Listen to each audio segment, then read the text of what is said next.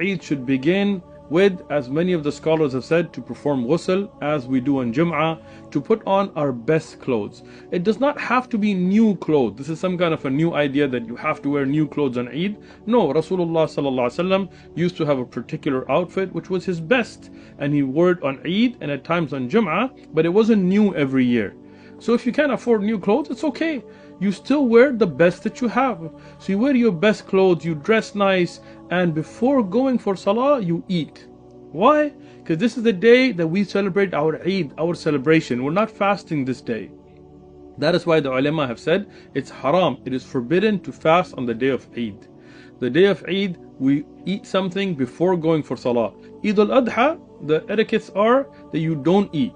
You go, you pray first, you pray early, and then you do your udhiyah, and then you eat from the meat. But Eid al-Fitr that we have coming up, the sunnah is that you eat. If nothing else, some dates. An odd number of dates is proven to be eaten from the Prophet sallallahu alaihi wasallam. And then when you go out, you have takbirat. The takbirat to say Allahu Akbar, La ilaha illallah, Allahu Akbar, walillah alhamd. To say it in this way, and also saying Allahu Akbar 3 times has also been narrated by the Sahaba radiallahu anhum. To say these takbirat from the night before, because Islamically, the night before begins the next day. So the night of Eid is the night before the day of Eid. To start making these takbirat, even when you're walking around, but especially when you're going for the Eid Salah. For the men, it is to make the takbirat out loud. For the women, it is to make them silently. But for both men and women, to recite the takbirat is from the sunnah, and this is from the ibadat, the worship that has to do with Eid. When you're going out for Eid, for men to wear their best clothing and to make them there in an Islamic manner is something mustahab, not in an un-Islamic manner. Some of the people, in trying to wear nice, men wear silk or gold, or they wear things that reveal their body shape, which is haram, their awrah and so on. That is not permissible. For our sisters, when they're around other sisters or family, to wear their best clothing, but when they're going for the Eid Salah, to be covered up in the proper Islamic etiquette. This is from the Sharia. Now, going to the Eid Salah by itself is an ibadah. It has its own rules. The Prophet ﷺ used to go from one path and come back from a different path.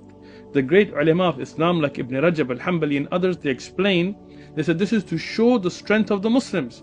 So you both paths, the people see the unity of the Muslims, they hear the takbirat, they see the Muslims' presence, they feel it, and it's a da'wah. People here in the US, for example, when we're going out and the people see hundreds of Muslims, sometimes thousands of Muslims dressed in a way that shows them to be Muslims, making the takbirat, going from one way. The other people, when you're coming back from a different path, seeing you coming back, it's a da'wah right there for them to see the presence of Islam. When you are going for the Eid Salah, it is from the sunnah for people to go together, and to go in groups. So the family, for example, to go together.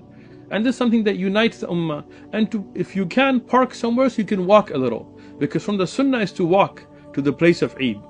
The place of Eid should be outside. From the sunnah is not to pray in a masjid. Rather to pray in an open ground. And that's why in most of the Muslim lands you find an open place where they pray the Eid. And inshallah we'll continue in the next episode with the rest of the etiquettes. May peace, mercy and blessings of Allah subhanahu wa ta'ala, of Almighty God, be on all of you.